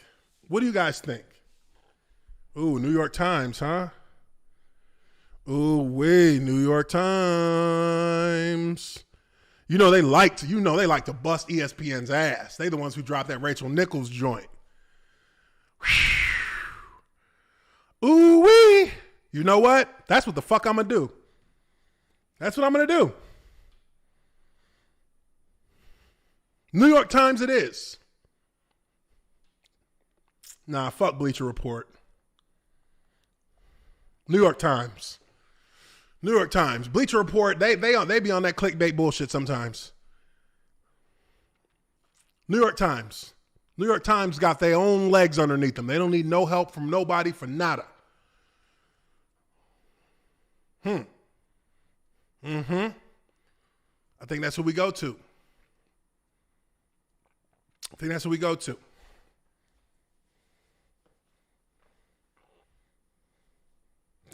Said the local paper in the colony. Ooh, this is going to be fun. Okay, so that's what I'm going to do.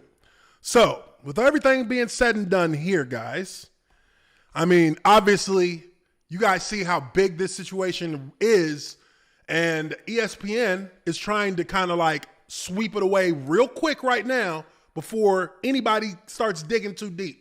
Now, we already got awfulannouncing.com who's done his deep dive into these cats, but he wasn't able to talk to this dude, this prep gridiron logistic dude. I talked to him.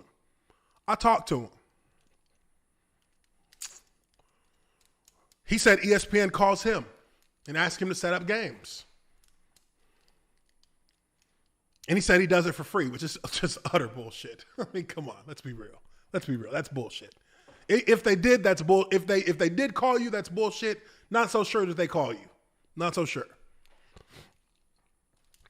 But if he's saying that to sell himself, regardless, it doesn't matter. He admitted to setting up the game.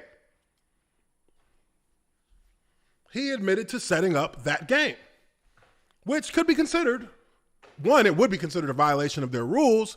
Two, how did you get compensated for doing all this? And then we have to look into, obviously, also Flow Sports. Flow Sports, I'm willing to bet he is heavily invested in that. He didn't tell me what company he ran. I thought about asking, but he didn't tell me what company he ran. That might be it. He might be invested in Flow Sports. And that's where the money trail begins for him. Because what did he talk about? TV rights, streaming rights. That's where money comes. Huh.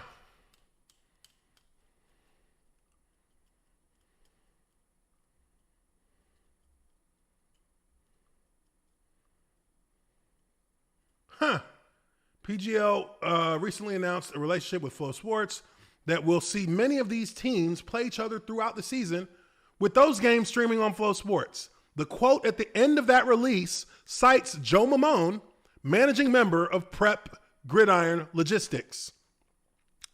Absolutely.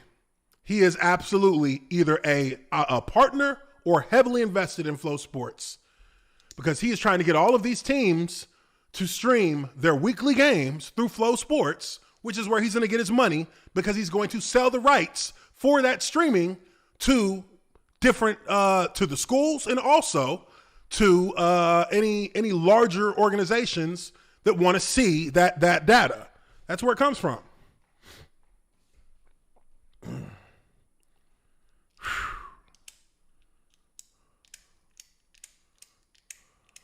Huh. Wow. I mean, that is literally just with, the 2 hours we've spent here going through all of this. I mean, look at all these tabs I got up, going through all of this. I swore this guy did not answer the phone when I called, because why would you answer the phone when your shit is the number one thing on the internet right now? And what you've been doing is under scrutiny on high levels. Why would you? Why would you answer your cell phone? I was like, there's no way he's going to answer his cell phone. He called me back. You dumbass. I had to remember who I said my name was. Ooh.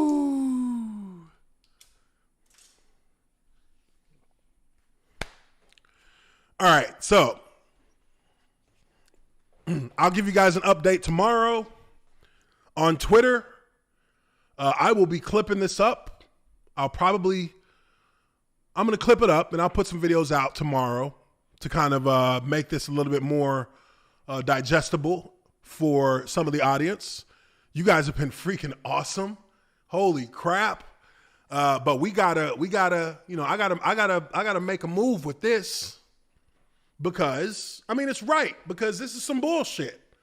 This is a scam that's getting run, and it's not just Bishop Sycamore that's running this scam. There's a lot more to it. I feel like we're just scraping the surface of this. And there's a lot of people here on these message boards who have been screaming this. Prep Gridiron, Yappy. They've been screaming this from the mountaintops. And, it hasn't really broke until today. So, people are looking at this and saying, oh, it's crazy. But no, really, this shit looks, the more you look at it, this shit could be seen as criminal. What's going on? For real, for real.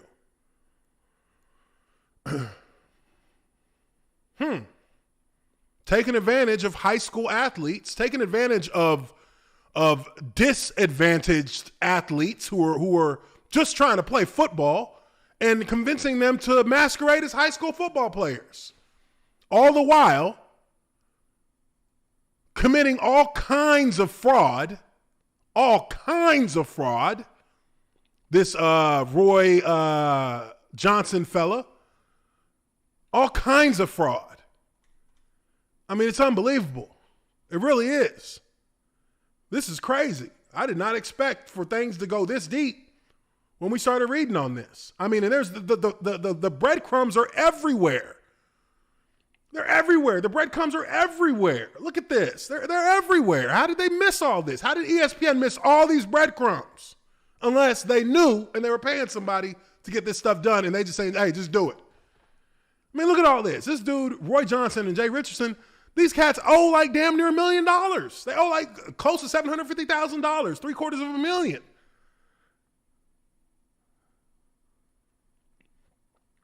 All the way up until, this is all the way up until up to July that we're seeing. Look, 7/2/21, Delaware County bench warrant issued for Leroy Johnson Jr.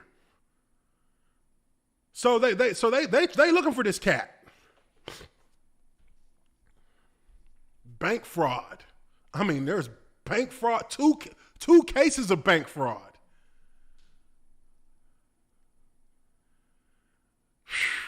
I mean, they defrauded many hotels, apartment complexes.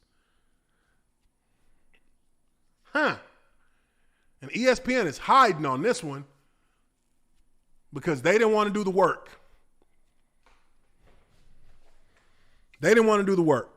But look, guys, we're going to bring this stream to an end. I mean, I'm still like kind of, my mind is a little bit blown off of this. So I'm still kind of trying to process everything in my head right now. But we're definitely going to follow up on this tomorrow via, me communicating with you guys via Twitter. And I'm going to reach out to a couple of people tonight and see if, I can't, see if I can't get another ball rolling on some other things. So I do appreciate everybody in here. Hope everybody has a wonderful night. We will speak again officially on Wednesday. So look for that. And yeah, I'm your observant lineman, Uche Nwaneri. I will see you all on the next one. Peace.